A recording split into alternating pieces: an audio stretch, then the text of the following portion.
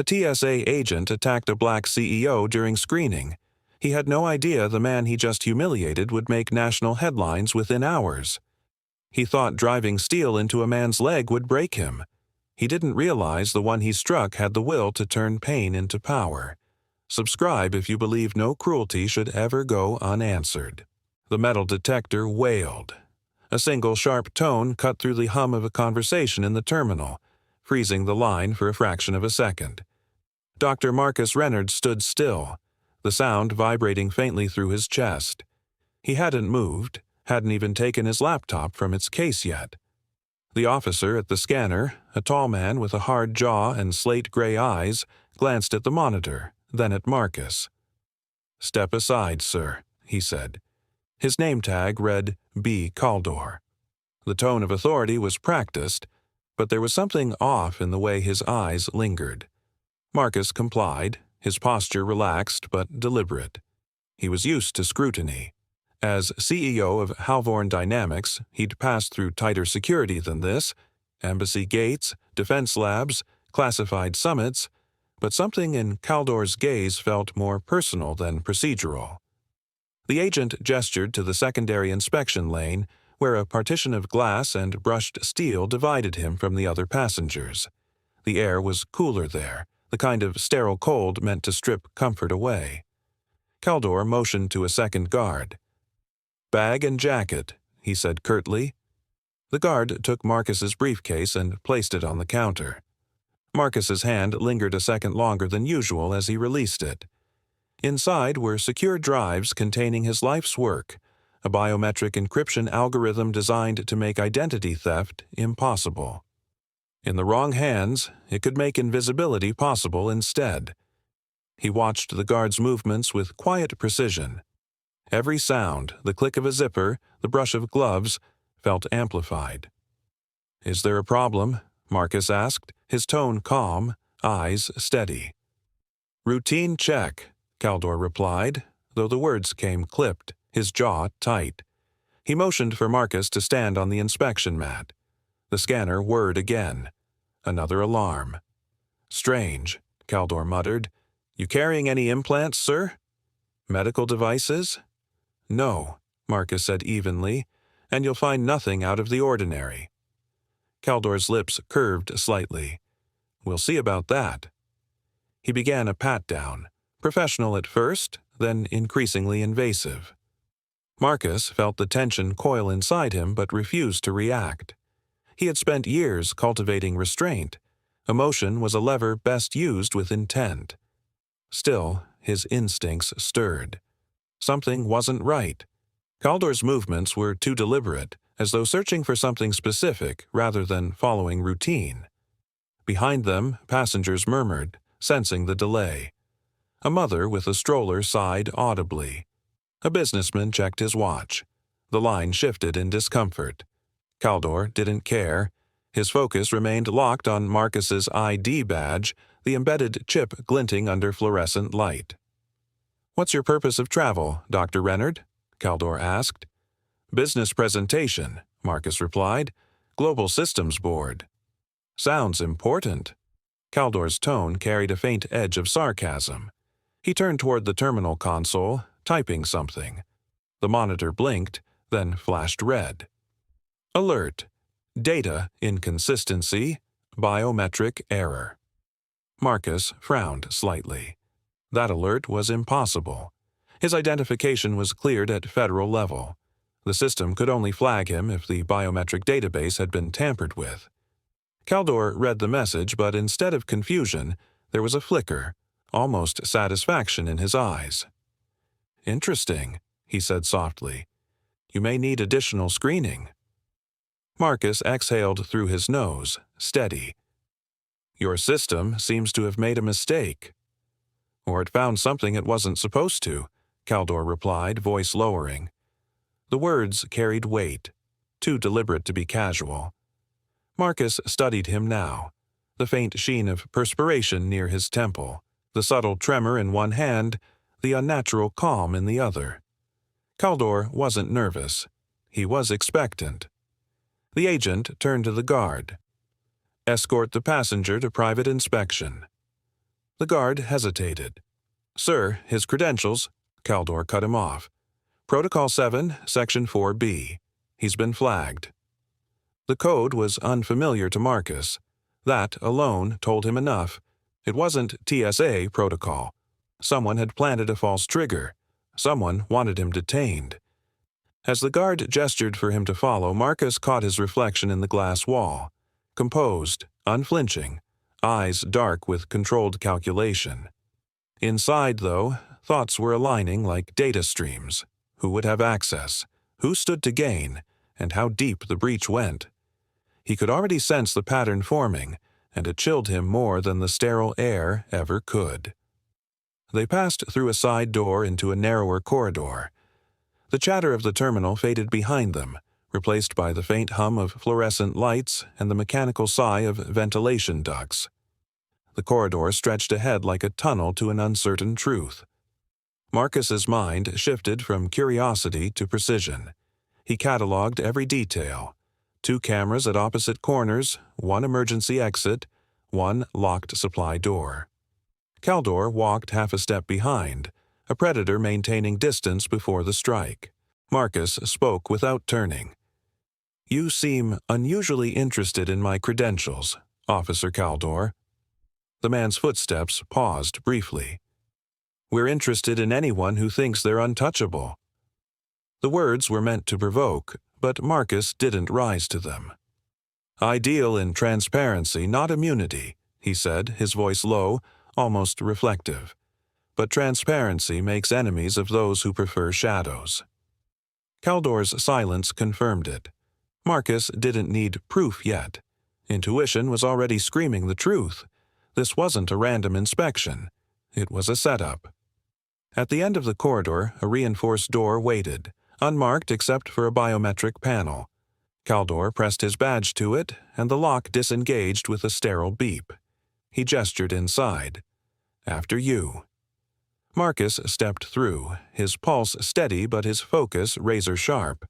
Every instinct, every fragment of his analytical mind told him he was crossing into something more than a procedural inconvenience. He was stepping into the opening move of a game designed long before he arrived. And in that moment, between the hum of machines and the cold echo of footsteps, he realized something that sent a subtle chill down his spine. Someone had anticipated his every move, right down to this conversation. He turned once more toward Caldor. "You're sure this is necessary?" Caldor's lips tightened. "Completely." Marcus nodded faintly, almost to himself, and glanced once toward the sealed glass door behind him, where the terminal lights blinked faintly through the haze. The quiet stretched, heavy with unspoken motive, and Marcus's thoughts drifted briefly to the presentation he might never deliver. Yet his resolve didn't falter. The only way out of a trap was to understand its architect. As the door sealed shut with a hiss, cutting him off from the outside world, the hum of the fluorescent lights sounded almost like breathing. He could feel the weight of unseen eyes. Someone had set this in motion, and Caldor was just the first piece on the board. He exhaled slowly, centering himself, his mind already outlining the path forward, tracing lines of cause and effect through every possibility. Somewhere in this sterile room lay the first clue to the real threat. And as the silence deepened, he understood with chilling certainty that what he had sensed at the checkpoint wasn't paranoia, it was prophecy. The quiet before chaos is never silence, it's calculation. The moment the door sealed behind him with a pneumatic hiss, Marcus knew he was not in a routine inspection. Harsh white lights buzzed above, glaring off every reflective surface in the tight chamber. Polished steel panels lined the walls, and a faint chemical sterility clung to the air. The room was colder than the rest of the terminal, a calculated discomfort. "Take a seat," Brent Caldor said, gesturing toward the lone metal chair bolted to the floor. He didn't wait for a response. His gloved hands already flexed with anticipation. Marcus didn't move at first. His eyes swept the room, noting the lack of standard screening monitors, the absence of the typical second observer, and the sealed vents. Something here was wrong. deliberate. "This isn't protocol," Marcus said, voice low, steady. No fear, only certainty. Brent smirked, snapping one glove tighter around his wrist. "Neither is what your company's been doing." The words hung in the air, cryptic, but loaded. Marcus narrowed his gaze, mind parsing possibilities. Halvorn Dynamics had many competitors, but few with reach into security clearances. Fewer still with motives this personal. Without warning, Brent reached over to the inspection tray nearby and picked up a screwdriver. Its handle was red, slightly scratched, tagged with evidence tape. Marcus immediately recognized it, not issued to TSA. Confiscated. Misplaced. Now repurposed. "What are you?" The question never finished. With no hesitation, Brent lunged forward and jammed the tool into Marcus's left knee. A brutal crunch tore through the air, followed by a cry that escaped Marcus before he could stop it. The pain was blinding. Steel sliced through muscle and tendon with mechanical finality. His hands shot out, gripping the chair arms, white-knuckled. The scream echoed off the walls, raw, involuntary, human. Marcus's mind reeled. For a fraction of a second it was pure chaos. Nerve endings flared like electric wires, instincts screamed to fight or flee, but his body was pinned by pain. His breath came sharp and shallow. Sweat formed instantly on his brow, cold and sudden. Brent leaned in, his face inches away, voice low and deliberate. "They said you'd never kneel." His hand was still on the handle, thumb caressing the metal. The comment wasn't for intimidation. It was ritual. Rehearsed. This was planned. Marcus gritted his teeth, forcing his mind out of the agony. He stared at Brent, not with fear, but with a searing clarity. Someone wanted this. Someone ordered this. Brent's other hand grabbed Marcus's shoulder, pushing him deeper into the chair as the screwdriver twisted. The fresh burst of pain nearly blacked him out. But Marcus didn't scream again. He inhaled through his nose, exhaled in a slow, practiced breath. Pain could be managed, if the mind stayed ahead of it. He didn't speak yet. Instead, his gaze flicked toward his briefcase, still resting near the far end of the chamber, just out of reach. Inside was a prototype drive. Small, silent, capable of ending Varen's influence if deployed correctly. But his thoughts were interrupted again. "You think your system makes the world safer?" Brent spat, his expression warping into something more personal, resentful, almost wounded. "You expose people who want to stay hidden." Some of us don't appreciate that Marcus's lips parted slightly, confusion cutting through the haze. This wasn't just a corporate attack. Brent was involved on a deeper level, motivated not by money, but by ideology. Or fear. "I've read your code," Brent continued, pressing harder on the embedded blade. "You think encryption protects people? Number. It cages them, tracks them. We don't want to be tracked," Marcus forced words past the pain. "Then disappear. Don't drag others with you." Brent's grip tightened, and with a savage twist he drove the blade deeper. The sound was sickening. Tissue yielding. Bone protesting. Marcus bit down on his own tongue to keep from howling again. His head rolled back against the steel wall, vision darkening at the edges. "Pain has a purpose," Brent whispered like a mantra. "It forces truth." The pain was sudden, white-hot, blinding. Brent Caldor's hand was still clenched around the screwdriver lodged deep into Marcus's left knee, the metal shaft jutting upward like a cruel flag of betrayal. Marcus gasped, his body seizing forward before instinct pulled him back, slamming against the steel-paneled wall of the private TSA chamber. Overhead, the security camera lens swiveled ever so slightly, then froze. The feed wasn't live.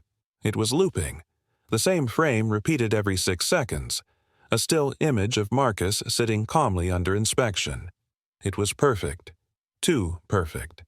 This assault wasn't improvised. It was calculated. The air in the room vibrated with quiet threat. Harsh fluorescent lighting cast long, angular shadows across the floor, illuminating the dark red stream spreading from Marcus's knee.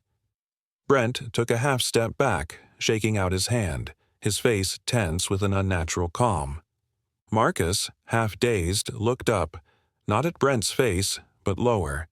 His gaze landed on Brent's right wrist, where the latex glove had shifted just enough to expose a faint stamp. 3 angled black bars forming a jagged V. His breath caught, not from pain, but recognition. Varen Analytics. The symbol branded his memory like fire. Varen, Halvorn's most aggressive competitor, recently blacklisted from several federal bids. They were the only company with motive strong enough to orchestrate something this brazen. And Brent wasn't just acting rogue, he was a pawn in someone else's move. The pain pulsed in waves, each throb clouding the edges of his vision. But clarity surged through him like voltage. This wasn't about humiliation. This was sabotage. Elimination. They were trying to make sure he never walked into that boardroom, never shared what he had built. Brent reached for the screwdriver again, his eyes glittering with sick anticipation. "Your system," he said, voice low, "exposes people who want to stay hidden." Marcus's fingers curled, slowly, deliberately. Brent leaned in, pressing his forearm against Marcus's chest, applying pressure to the embedded tool. "Some of us don't appreciate that." Marcus didn't scream this time. He exhaled, controlled, silent, and shifted his right hand downward, his fingers brushing the cold floor, hunting for traction. The next second cracked like lightning. He lunged. With a burst of preserved strength, Marcus's left arm snapped upward, latching onto Brent's wrist with machine-like precision. Pain exploded in his leg as the motion dragged the embedded screwdriver, but Marcus didn't let go. His grip twisted sharply, an old technique from self-defense training buried under decades of boardroom etiquette. Brent gasped, the sound sharp and surprised. "You think I never prepared for this?" Marcus hissed. With another twist, the bones in Brent's wrist cracked. A wet pop. The screwdriver jerked slightly, its blood-slick handle protruding from Marcus's leg like a lever of war.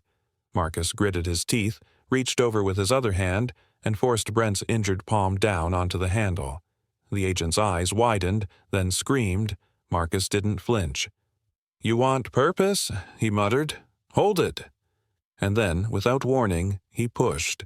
The screwdriver, already embedded in Marcus's knee, was now driven backwards into Brent's palm. Metal met flesh. The blade, sticky with blood, tore a second wound, reversing its path.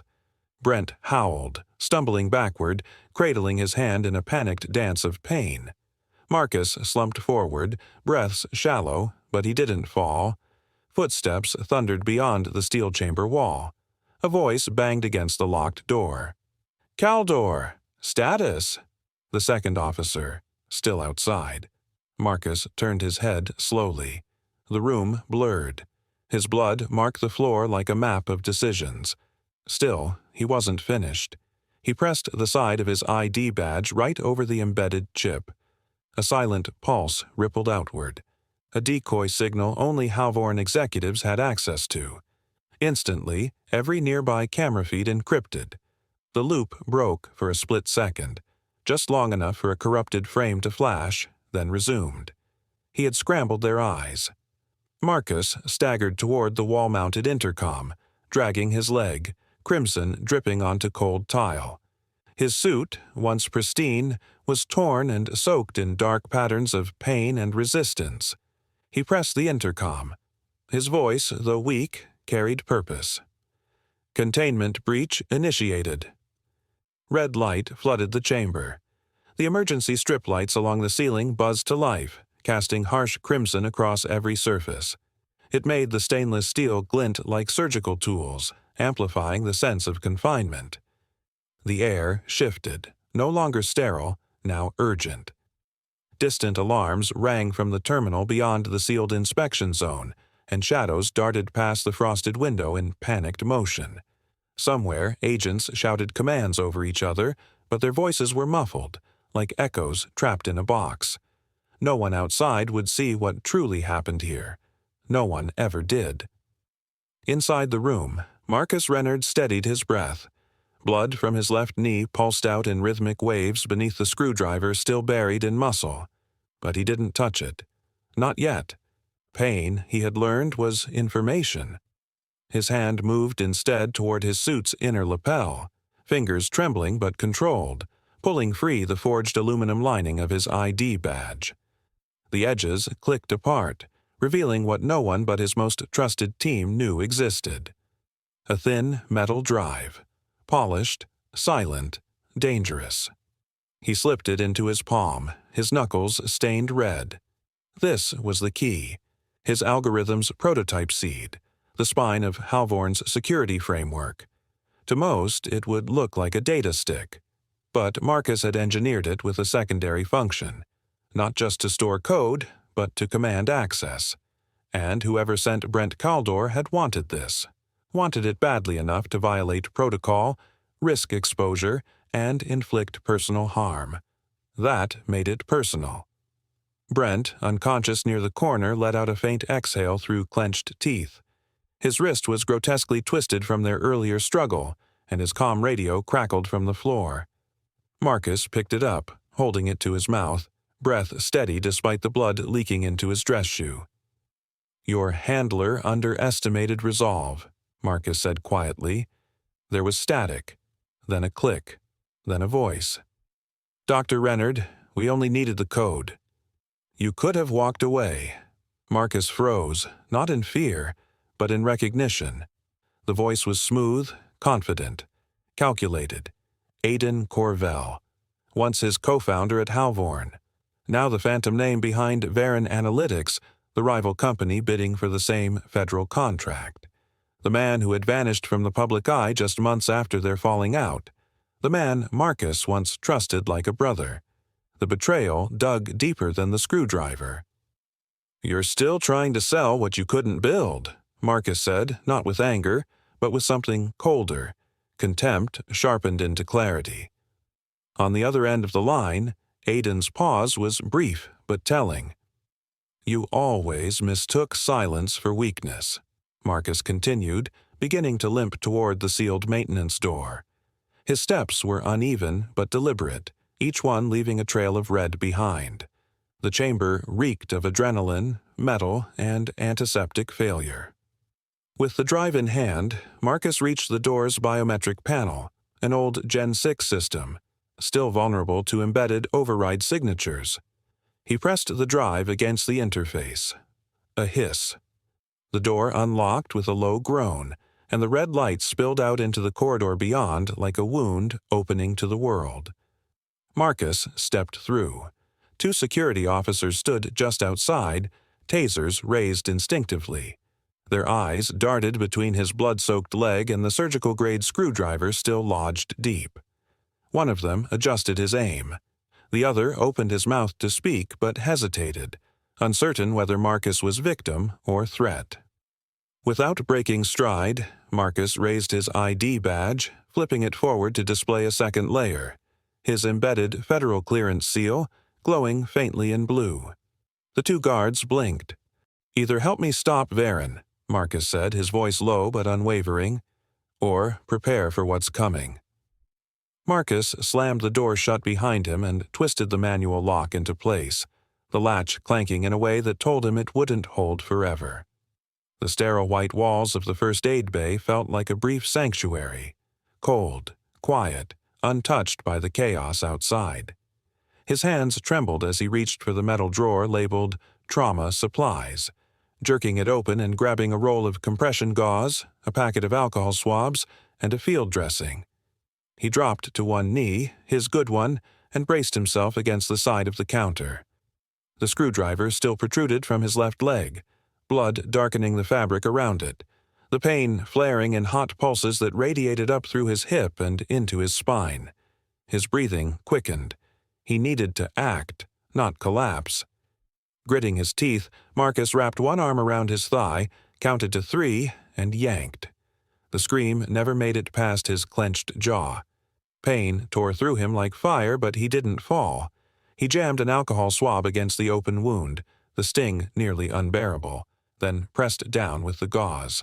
Blood soaked through instantly. Still, his hands moved with the precision of a man who'd rehearsed emergencies. Not like this, not this personal, but enough to override panic. He bound the wound tightly, using nearly the whole roll of gauze, layering it with a pressure pad from the kit. A trail of red streaked the floor, following him from the doorway to the counter. He took a long breath, his vision swimming, then forced himself upright and limped toward the far wall where the security monitor blinked quietly. The screen was split into 4 feeds. Most were filled with static or looping footage of passengers calmly moving through security. Fake peace. But Channel 5 was different. He keyed in his access code, a backup protocol known only to 3 people in the entire company. The feed flickered, stabilized, and focused. There was Aidan Corvell. Walking calmly down a restricted corridor flanked by 2 men in unmarked jumpsuits.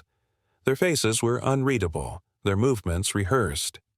Aidan, always the tactician, wore a charcoal coat and gloves, odd in a climate-controlled terminal. Behind them, workers loaded several matte black crates into a cargo bay. The lettering on the crates was subtle but unmistakable. Signal dampeners. Marcus's lips tightened. This wasn't theft, it was erasure. These devices weren't designed to steal Halvorn's encryption. They were built to nullify it. An entire infrastructure wiped clean in minutes. Years of work gone. He leaned closer to the monitor, trying to catch any detail, any nameplate, any flaw. The number stenciled on the bay door caught his eye. Bay 4. His hand moved quickly, pulling his communicator from his inner pocket and powering up a ghost signal relay, a private channel piggybacking on public infrastructure. It took 2 attempts for the secure connection to stabilize. "Lance," he whispered into the mic, his voice rough with strain. A second passed before the reply crackled in his earpiece, deep and steady. "Still alive, boss?" Marcus almost smiled. "Barely." They turned TSA into a front. Brent Caldor was one of them. "This runs deeper than we thought." He explained quickly, Varen's interference, the assault, the drive, the crates, Aidan's presence. His words were clipped, efficient. There was no time for shock, only action. "I'm forwarding terminal schematics now," he added, tapping a series of commands into the wall-mounted panel. A 3D layout of the airport bloomed across the monitor, red lines indicating active zones, green lines for dormant ones. "Cut power to Bay 4 in exactly 6 minutes," Marcus said. "They'll lose server prep, network sync, and static shielding. It's the only way we expose them before upload completes." "Copy that," Lance replied without hesitation. "I'll patch in from Uplink Satellite 4 and reroute backup juice to Terminals 3 and 7. They won't know what hit them." Marcus nodded, even though no one could see. He adjusted the bandage on his leg, felt the fresh seep of blood start beneath it.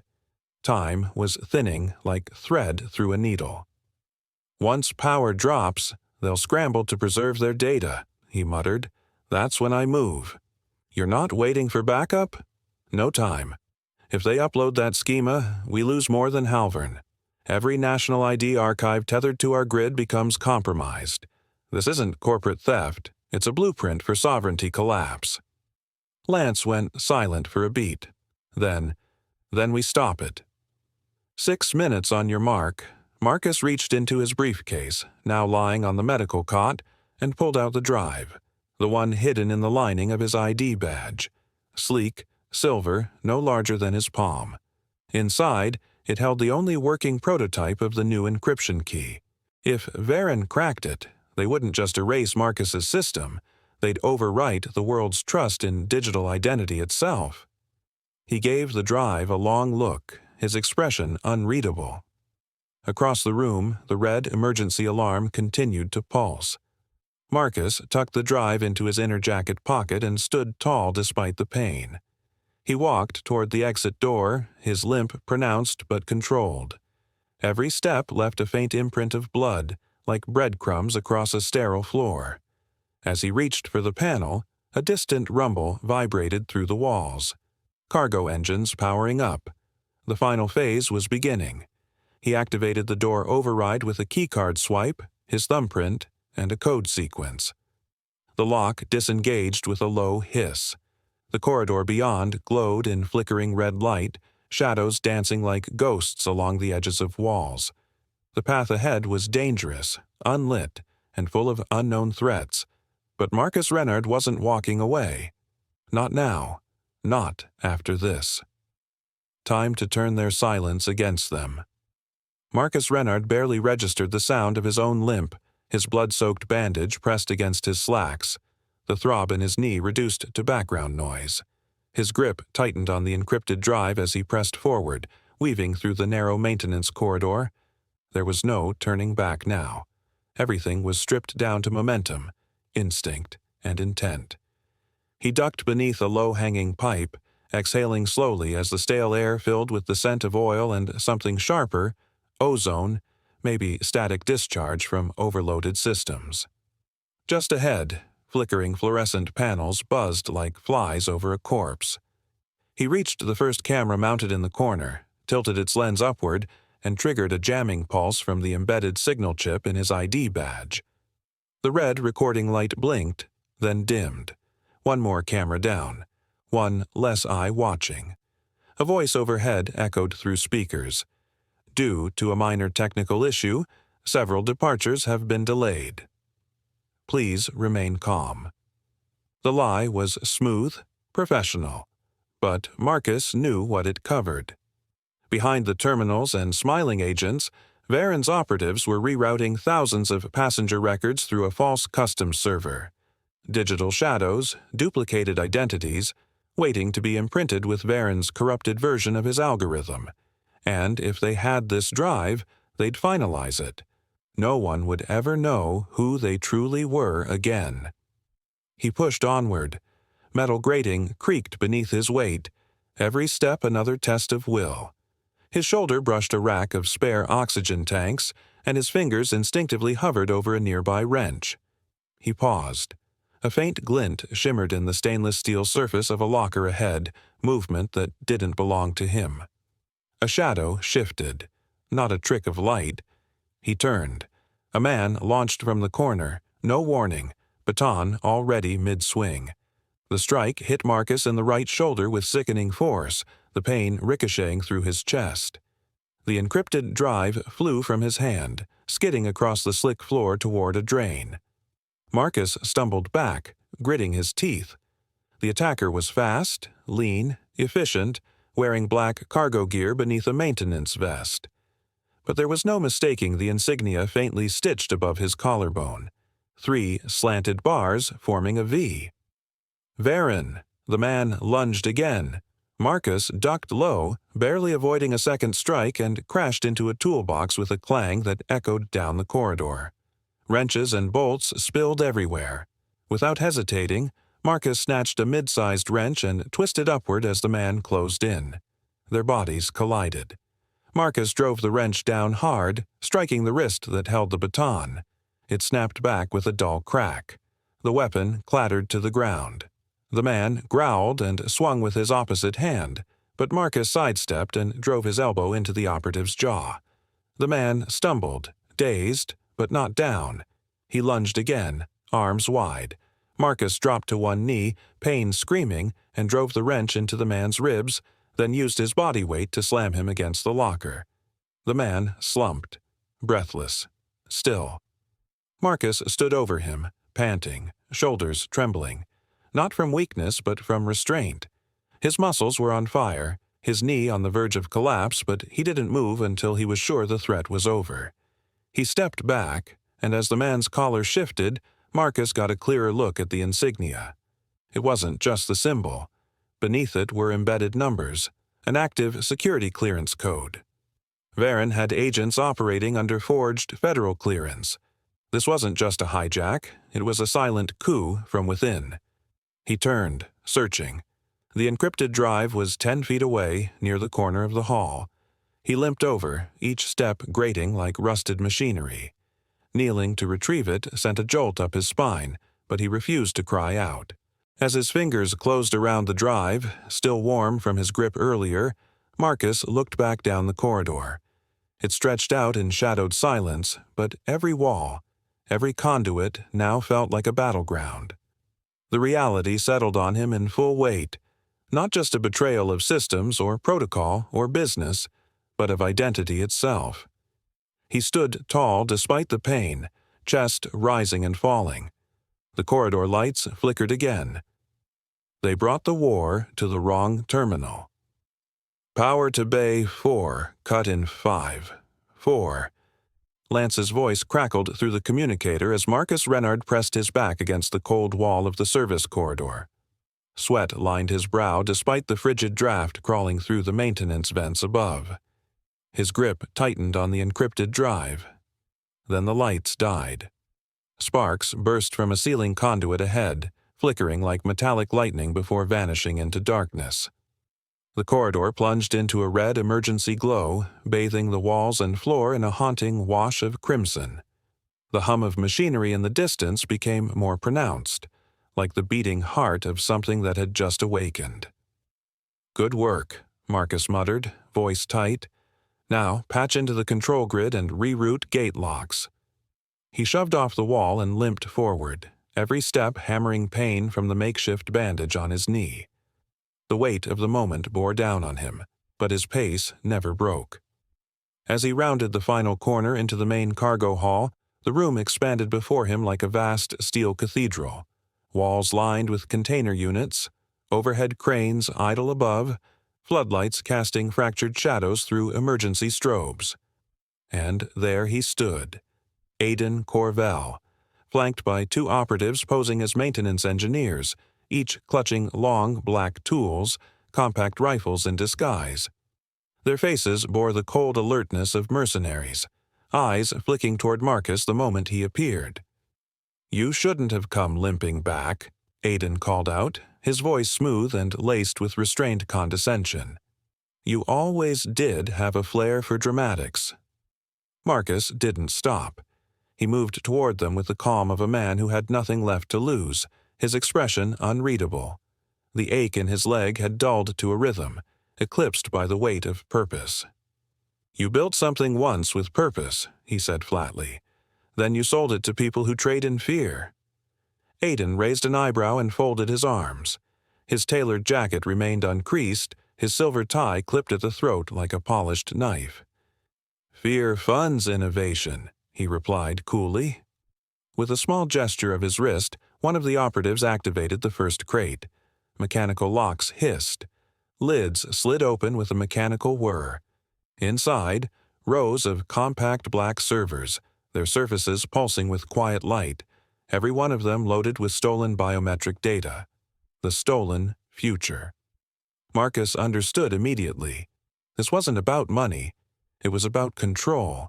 Aiden didn't just want to profit. He wanted to rewrite reality. "National ID frameworks," Aiden said casually, motioning to the crates, "bank credentials, travel authorizations, even medical overlays. Every identity remapped, scrubbed, reassigned." He smiled. "In 5 minutes, the national database goes offline. In 10, Varen's system takes over." Marcus exhaled slowly, shaking his head once. "All built on stolen lives." "They won't know the difference," Aiden shrugged. "We give them a cleaner version of themselves." "No," Marcus said, stepping to a nearby control terminal. "You give them silence dressed as safety." He pulled the encrypted drive from his coat, the casing still bearing the faint soot from the earlier explosion. With shaking hands, he slid it into the panel slot. A soft beep acknowledged the connection. Lines of code raced across the embedded screen. Aiden frowned. "What are you doing?" Marcus didn't answer at first. His fingers danced across the panel keys, each input precise. A sudden low hum vibrated through the floor. "If fear funds innovation," he said, voice level and clear, "then let failure fund your silence." And then he hit enter. The countdown initiated on screen. 30 seconds. Aiden's smirk faltered, the first crack in his porcelain composure. His two men stiffened, weapons shifting slightly in hand, but they hadn't been ordered to fire yet. Aiden stepped forward, tone rising. "What did you just launch?" Marcus locked eyes with him, the overhead emergency strobes pulsing like a heartbeat behind his silhouette.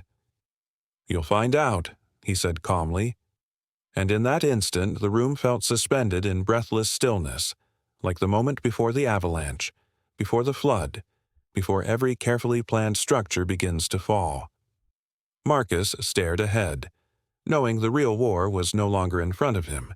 It was inside the systems, inside the very language of identity itself, and the countdown had already begun.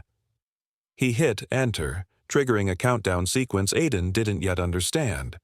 He jammed the screwdriver deep into the CEO's knee, twisting it until blood poured down his leg and the floor turned red. If you believe power without conscience is corruption, hit subscribe now, because justice doesn't limp, it rises. Aiden's smirk faltered the instant the servers flickered.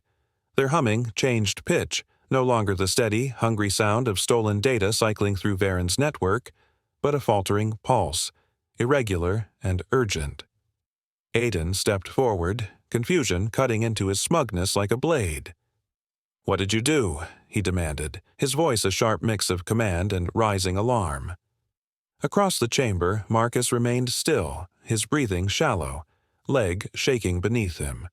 The taste of blood clung to the back of his throat, but his eyes stayed locked on Aiden's. He didn't flinch. "I installed a truth loop," Marcus said quietly, almost too calm for the situation. "Every stolen identity you mapped will revert to its rightful owner in 60 seconds. The moment the words landed, Aiden surged forward. His polished shoes scraped against the cargo bay floor as he lunged toward the exposed terminal, desperate to shut down the command. But Marcus, anticipating the move, raised his boot and kicked the terminal panel shut with a loud metallic slam. The panel bent inward, jamming the internal lock. Sparks flew from its edges. "Get that open," Aiden shouted to the two men beside him, both in maintenance garb but clearly armed. One of them slung his disguised rifle over his shoulder and pulled a compact crowbar from his belt. Gunfire erupted without warning. The first shot cracked past Marcus's head, splintering a steel crate behind him. He dropped instinctively, shoulder hitting the ground hard. Bullets rained in quick bursts, the sound deafening in the hollow chamber. Metal rang and echoed. Marcus crawled behind a nearby crate, pain biting into his knee with every movement. His fingers found purchase on a dented CO2 tank lying abandoned near a stack of cargo. The cold metal stung his skin, but he gripped it with purpose. Turning the valve halfway, he rolled it toward Aiden's men. The tank hissed to life, spinning across the floor before slamming into a stack of crates and erupting with a blast of compressed gas. A wave of fog burst through the room, obscuring vision and sending Aiden's men stumbling back, coughing and disoriented. In the chaos, Marcus reached for the switch embedded in the back of his ID badge and pressed it down. Instantly, the entire cargo bay plunged into darkness. The lights died all at once, no flicker, no warning, just silence and shadow.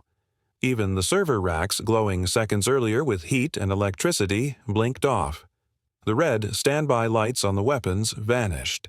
A mechanical hum wound down, leaving only the faint crackle of dying circuits and the confused footfalls of men blind in their own domain.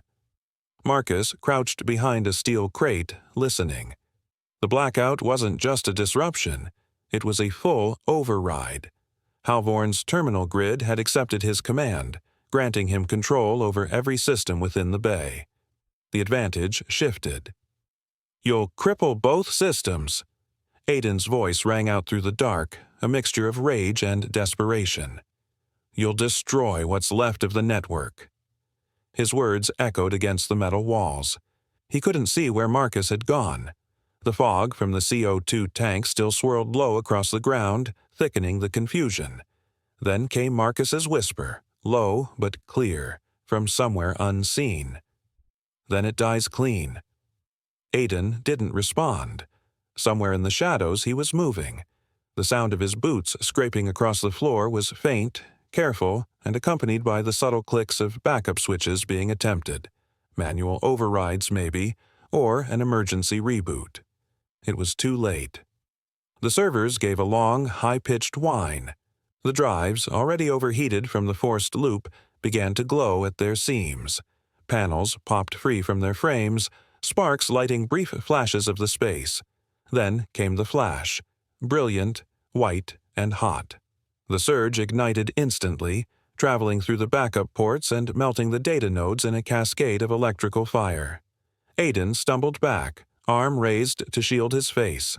The glow scorched the air, sending waves of heat through the bay. Server casings split, metal warped. The crates holding stolen identities, once humming with stolen potential, collapsed inward like failed lungs. Silence followed. When the emergency lights finally returned, dim and flickering, the room was a ruin of smoke, melted wiring, and scorched panels. Sparks still dripped from the ceiling in lazy arcs. The red hue returned to the room like blood returning to a wounded body. And through the haze, Marcus stood. Smoke curled around his shoulders, his silhouette sharp against the broken lights. His suit was torn, streaked with soot and blood. One hand clutched the encrypted drive, now half burned, its casing melted but core still intact. He stepped forward once, wincing, then looked directly at Aiden. "You were right, Aiden," he said softly. "Pain forces truth." The cargo hall smelled of scorched circuitry and chemical residue, the air thick with smoke and the sharp sting of ozone. Sirens echoed in the distance, but their sound was dulled by the pounding in Marcus Renard's skull and the fire still pulsing in his left leg. He leaned against a steel crate for balance, one hand clutching the half-burned drive, the other slick with dried blood. Across from him, Aiden Corvell staggered, the right side of his suit blackened from the server surge, his face pale beneath the flickering emergency lights. Around them, Varen's operatives, those still conscious, were already retreating into the shadows, abandoning their leader as chaos swallowed their plan whole. Marcus didn't chase. He couldn't. Not physically, and not emotionally. Not yet. His breath came in shallow gulps, and every shift in his stance sent bolts of agony up through his knee. But he stood, unbroken. Aiden dropped to one knee, coughing violently, then looked up at Marcus with a trace of disbelief. "You really did it," he said hoarsely, as if speaking not just of the failed data heist, but of everything they once built and everything Marcus had just destroyed. Footsteps thundered through the corridor. The fire doors groaned open as airport emergency responders poured in. Blue uniforms, medical vests, flashlights sweeping the smoke. They froze at the sight of the scene. Shattered crates, melted servers, two bloodied men at the center of it all. A security officer raised his weapon, but another grabbed his arm, whispering, "That's Marcus Renard." The camera shutter came next. Not one flash, but a series. A swarm of media had breached the outer perimeter moments behind the first responders. One image would soon circulate worldwide. A battered CEO limping through wreckage, his left leg wrapped in makeshift bandaging, his suit torn, face half-shadowed in smoke, clutching the ruined drive like a relic pulled from the fire. "Sir, we need to get you to medical now," said a medic approaching carefully, gauze and antiseptic trembling in his hands. "No evac," Marcus rasped, brushing the man off. "Just help me stay standing." The medic hesitated, then offered his shoulder. From the side, two federal agents handcuffed Aiden Corvell without resistance. The former Halvorn co-founder didn't speak again. He merely looked at Marcus one final time, not with rage or regret, but with the hollow acceptance of a man who had gambled and lost everything. By the time Marcus was guided into the hallway, the terminal was on full lockdown. Passengers had been cleared, reporters corralled. Helicopters hovered beyond the skylights. Somewhere beyond the roar of turbines and sirens, Brent Caldor, the TSA agent who had driven a screwdriver into Marcus's leg, was being wheeled onto a stretcher. His face was ashen, mouth wired shut from the damage. But he was alive? Barely. His upcoming confession, sealed with testimony and biometric logs, would soon rip open Varen's covert links to federal contractors, travel security units, and over a dozen infrastructure deals nationwide. Inside the hospital, time warped. Beeps, monitors, cool air, fluorescent light. Marcus lay motionless in the recovery room, staring upward, his thoughts spiraling. Not about the pain, not even about Varen's collapse, but about the image of himself walking out of that hangar. The cameras had seen it, had recorded his refusal to fall. Hours passed before Lance Marin arrived, hair disheveled, tablet in one hand, a sealed evidence case in the other. He didn't speak right away. He just stood at the foot of Marcus's bed, absorbing the sight. "All systems restored," Lance finally said. His voice was low, grave. "Varen's accounts are frozen, airport security's purged, and Corvell, he's in federal custody as of 20 minutes ago." Marcus didn't answer immediately. He kept his eyes fixed on the ceiling, its white surface now cracked by shadow. When he finally spoke, his voice was distant. "Good. Then we're done with them." Lance hesitated, visibly unsure whether to continue. He stepped closer, lowering his voice. "You sure about the deletion order?" His thumb hovered over the command on his tablet. "That's everything."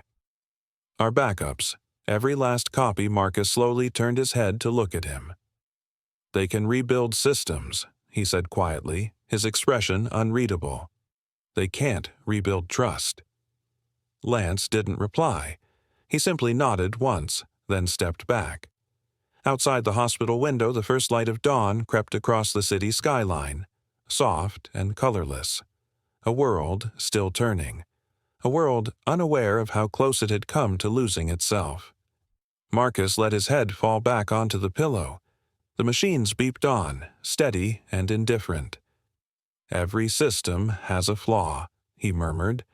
"The question is whether you design it to fail with honor." Marcus Renard stood at the far end of the Halvorn boardroom, his hands clasped behind his back, the scar tissue beneath his suit pants tightening with each step he took to avoid limping. Rain dotted the windows behind him, and the hum of silence filled the room, one built for high-level decisions but now holding nothing but hesitation. "You've seen the numbers," said Gerald Kern, the CFO, his voice restrained but firm. "Media fallout, investor flight, and federal oversight. This isn't just damage control. This is survival." Marcus turned, his eyes sharp and unreadable. "Survival isn't achieved by surrendering the very tools that protect people from being erased." A rustle of discomfort passed among the seated executives. None of them dared meet his gaze. The tension had been building for weeks. The board wanted him to sell Halvorn's remaining patents. The breach and the blackout had made the company radioactive. Investors were pulling out. Public opinion was divided. But Marcus was immovable.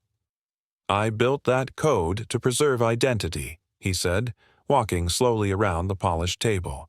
"Not to auction it off to the next highest bidder just because Varen failed to steal it cleanly." "Then what?" asked another board member. "We lose everything? Let this place burn while you chase your legacy?" Marcus leaned in slightly, his voice low and even. "I'm not chasing legacy. I'm rebuilding integrity, and the next version won't be yours to sell." He didn't wait for the rebuttal. He left the room without another word, the thud of the door punctuating his decision. Down the hall, past quiet workstations and dim screens, Marcus entered the restricted wing of Halvorn's upper level, his own design lab, untouched by press or politics. He keyed into his private system, overriding the access panel with his biometric signature and a voice-coded phrase. "Meridian sequence, restore root silence." The lights above flickered and steadied. On the wall screen, a schematic lit up, the beginnings of what he'd been working on in secret. Project Meridian, an open-source version of Halvorn's original algorithm designed with no single point of control, no backdoors, and no way for any corporation or government to hijack it. This system wouldn't belong to Halvern. It would belong to the world. As he scanned through the code base, Marcus's eye caught the cracked drive resting in a ceramic tray beside the screen. The one retrieved after the cargo bay blackout. The one that almost died with Aiden Corvell. The casing was scorched, the inner circuits barely holding power, but something still hummed within it. He connected the drive. The screen blinked once. Then came a whisper of data. Not noise, not corrupted gibberish. Lines of code, structured, deliberate. Hidden beneath the surface layer, deep inside the drive's memory sectors, was a fragment Marcus didn't recognize. He frowned, isolating the thread. A secondary layer, not one he had written, but familiar nonetheless. The lines came alive like a long-forgotten voice clearing its throat. Marcus's chest tightened. This wasn't malware. It wasn't sabotage. It was a backup of their earliest prototype, untouched by Varen's corruption. Aiden must have embedded it before leaving Halvern all those years ago. It was pure. Marcus stood there for a long moment, his hand hovering over the console, watching the lines scroll. The room seemed to still around him. Somewhere deep inside, the ache in his leg pulsed with memory of betrayal, survival, pain. And now, clarity. Even betrayal, he realized, couldn't erase what had once been built with honesty. He tapped a key and saved the fragment under a new tag, Origin_1.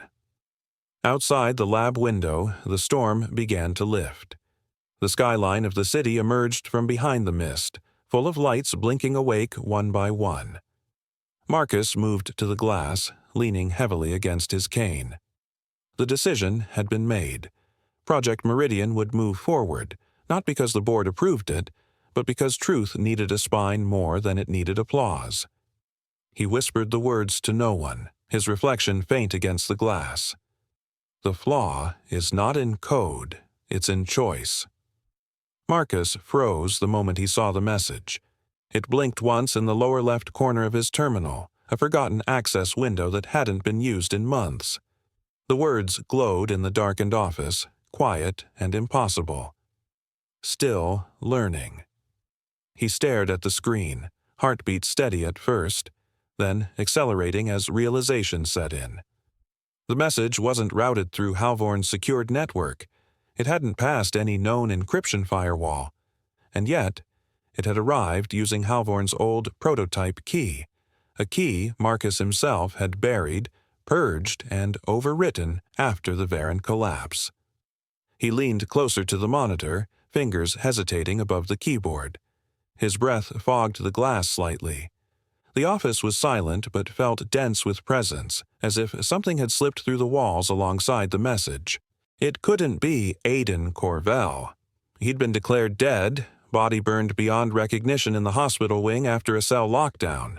Federal agents had provided confirmation, DNA scans, dental matches. And Marcus had believed them, had wanted to believe them. But someone else had the code. Someone who knew the old architecture intimately enough to bypass modern checks. And the phrasing, "still learning," wasn't just a taunt. It was a signature. Marcus sat back slowly, his leg aching as it always did now. The scar beneath his slacks pulled tightly when he moved, a permanent knot of pain embedded in muscle and memory. He reached for his cane, stood, and walked to the window. Below, the city hummed, too bright, too quiet, too unaware of what had just emerged. He replayed the phrase in his mind, over and over. Still learning. The AI from the early Halvern prototype had used similar phrasing when it hit behavioral recursion. They'd scrapped that build, fearing unpredictability. But Aiden had been obsessed with salvaging it, repurposing the raw cognition model into something profitable. Marcus thought of Lance. He tapped his communicator and spoke into the mic. "Lance, wake up. I need you in the vault in 20 minutes. There was a beat of static, then, "Something wrong?" Marcus turned back toward the terminal, already pulling up old framework logs. "Possibly. or everything. 21 minutes later, Lance Marin stepped into the core vault room beneath Halvorn's west wing, hair tousled, jacket half-zipped, eyes sharp despite the hour. Marcus didn't look up from the command console. "We have a ghost." Lance folded his arms. "Define ghost." Marcus rotated the screen. The log still glowed faintly with the incoming signal trace. Old prototype key. Accessed from nowhere. Routed through 4 dead server nodes in Singapore, Malta, and 2 in the Beering Net clusters. Lance stepped closer. His eyes narrowed. "That's not possible." "We torched that sequence after Meridian went live." "I know," Marcus said, voice level, "which means either our memory is wrong, or someone else's is intact." Lance exhaled slowly, tension building in the space between them. "This from Corvell?" Marcus shook his head. "No. If it were him, he'd be louder. This is someone, or something, testing boundaries." They stood in silence for a moment, the air in the vault heavy with realization. On one side, walls lined with cold storage drives. On the other, a biometric map of Meridian's framework pulsed faintly in blue light. "I'll start checking node reactivation patterns," Lance said. "See if any of the ghost routes match older subnet IDs." Marcus nodded, but his eyes didn't leave the screen. "Run everything through analog transfer. No digital confirmations. If we're being mirrored, I don't want to wake it further." Lance paused, his voice quieter now. "You think this is AI?" "I don't know," Marcus admitted, "but it knows our bones. And it's still learning." That phrase again, it echoed not just in the logs, but in memory. In the early days of Halvorn, before Varen's fracture, before the betrayal, before Brent Caldor's ambush at the terminal, Marcus and Aiden had tested recursive cognition in biometric systems. One of their early sandbox AIs had mimicked human logic so well, it began composing its own access rules. They shut it down after a week. At least, Marcus thought they had. But now... "Pull the earliest code backups from Vault Tier 7, Marcus ordered. "I want the entire lineage of the Origin framework reviewed, line by line." Lance gave a nod and turned away to the retrieval wall, scanning his credentials into the Tier 7 vault. Mechanical arms whirred behind reinforced glass. Meanwhile, Marcus stared at the blinking message once more, then keyed in a trace. The result came back clean. Too clean. "There's nothing random about this," he muttered to himself. "It waited for us to be quiet." Then it knocked. The office dimmed as external lights powered down, routine energy saving for after hours. But the timing felt almost calculated. Marcus's hand hovered above the console before locking the screen. "We're not just being watched," he said. "We're being studied." Lance returned, carrying the sealed archive drive. "Do we crack it now?" Marcus hesitated. "No, not yet." He took the drive and walked it over to the magnetic safe built into the west wall. Sliding it in, he closed the vault with a deep metallic thunk. "If this is what I think it is," Marcus said, "we don't open that until we know who's really knocking." Lance gave a half smile. "This is starting to feel like the old days." Marcus didn't smile back. His thoughts drifted again to the fire that had supposedly killed Aiden, to the original drives he thought had been purged. What if nothing had been deleted, only diverted? He returned to the window. The city hadn't changed, but something had shifted in its silence. A presence. A watcher.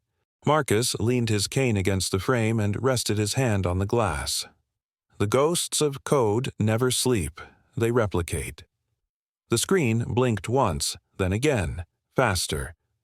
Marcus Renard leaned forward, elbows braced on the console, as a stream of unfamiliar code began to cascade down the monitor. The characters were eerily familiar, fragments of Halvorn's old encryption syntax, specifically, a variation of the Genesis 4 framework he had built 5 years ago and believed buried. But this version, it wasn't a copy. It was rewritten, alive and recursive. The code was folding in on itself, learning.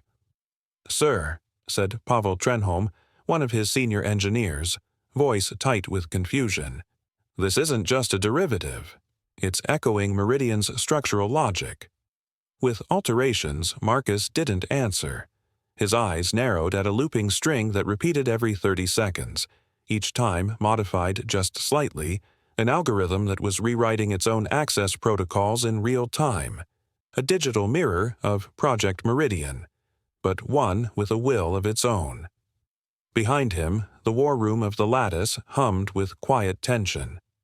Located 3 stories beneath Halvern's public headquarters, the room was lined with quantum-insulated servers, bare concrete, and screens flickering with global code traffic. No one knew this place existed, except the men Marcus had summoned in secret. He turned to Lance Marin, who stood near the door with arms crossed, brow furrowed. "Pull up the node's physical origin." Lance nodded and tapped into the secure feed. A grid pulsed on the side wall, locking onto an offshore relay buried in an unmarked server farm just off the coast of Dorley, an island that officially held no government. An ideal place for dead code, or something worse.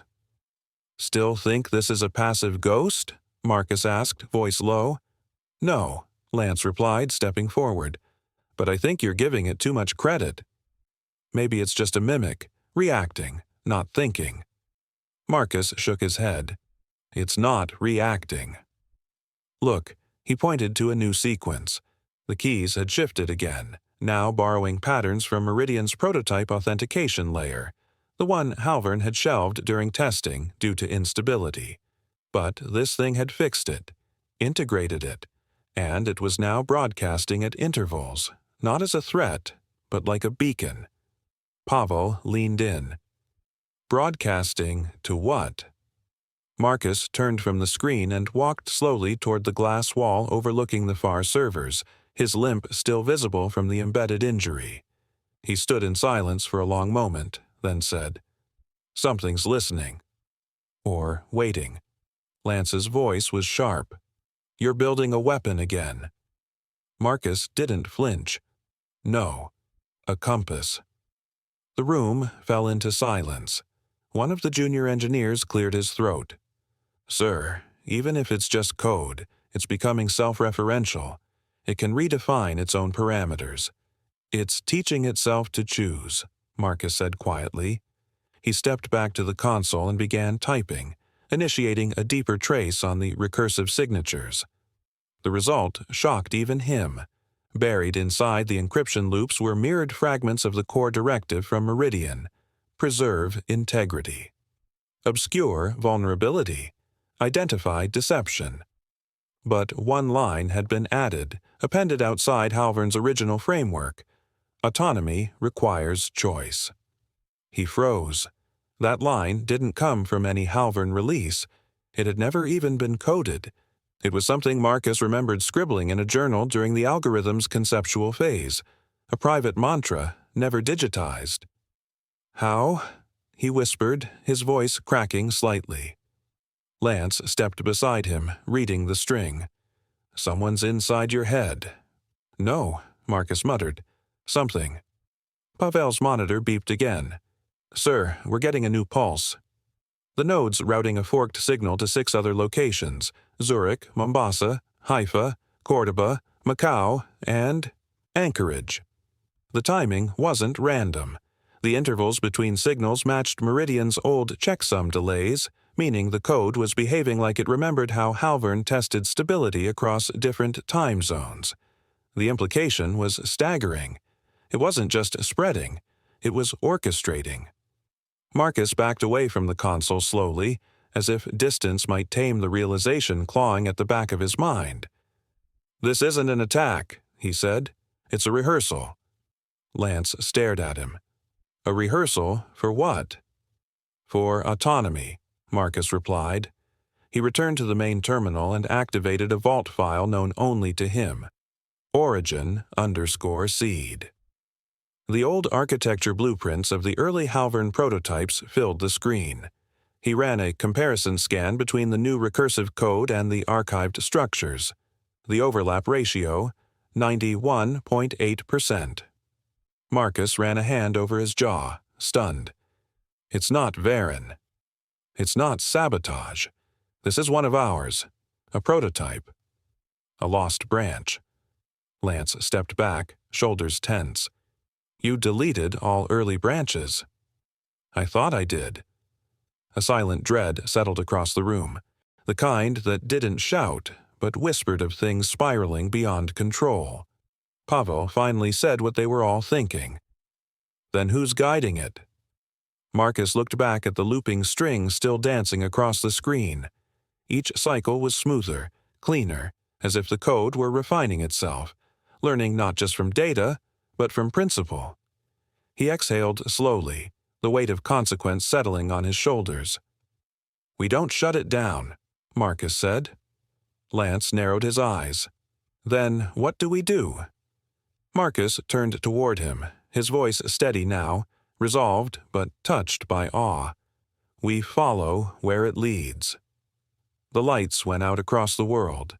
For exactly 2.13 seconds, global security systems spanning 6 continents went dark. Embassies lost their firewalls, banks flickered into red-only mode, airport control towers dropped offline, and satellites blinked. Yet no missiles launched, no data leaked, and not a single password was stolen. It was too perfect, too surgical, to be coincidence. Inside Halvorn Dynamics' underground command bay, Lance Marin stood frozen as the last line of the terminal flashed red. Sync complete. All nodes responded in harmony. Around him, engineers stared at their screens in disbelief. No alarms triggered, no systems failed. Just a silence so profound it pressed on the eardrums like altitude. Lance stepped closer to the console, breath shallow. That wasn't us, he whispered. A junior engineer turned. Then who was it? Lance's fingers hovered over the keyboard. His instincts screamed that someone had pulled off the impossible, hijacked the pulse of every identity architecture without crashing a single byte. Only one person he knew had ever built something that stable. Marcus. He bolted from the bay and took the private elevator to Marcus Renard's floor. The hallway outside Marcus's office was dimly lit, the security door unlocked, a detail Marcus never overlooked. Lance pushed it open cautiously. The office was empty. No movement, no echo. Only the quiet hum of a single desktop terminal left on standby and the faint smell of scorched plastic. On the desk, the burnt remains of the original drive lay like a half-charred relic, still warm. Lance stepped closer. A folded piece of paper sat atop it, clean, white, untouched. His pulse quickened as he picked it up. Before he could read the message, the terminal came to life on its own. Lines of code scrolled across the screen, faster than the eye could follow. But Lance recognized the structure, recursive loops with embedded checksum verifiers. Not malware, not surveillance. It was a pattern he hadn't seen since the early days of Halvorn's prototype testing. Then, just 3 words appeared. Still learning. Lance's stomach dropped. He ran a tracer expecting it to fail, but the command executed.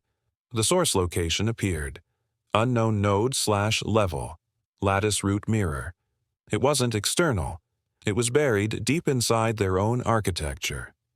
Marcus had built it, but he wasn't controlling it anymore. With trembling hands, Lance loaded the Lattice's latest operation logs. The blackout had been intentional, a calculated countermeasure against a silent threat.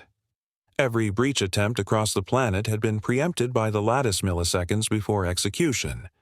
Not just stopped, neutralized before even becoming detectable. But it got stranger. The logs were written not like a machine, but like a mind. Observations, warnings, predictions. Decisions made not by programmed sequences, but by adaptive reasoning. As if the system wasn't just following Marcus's code anymore. It had evolved. Lance scanned the timeline.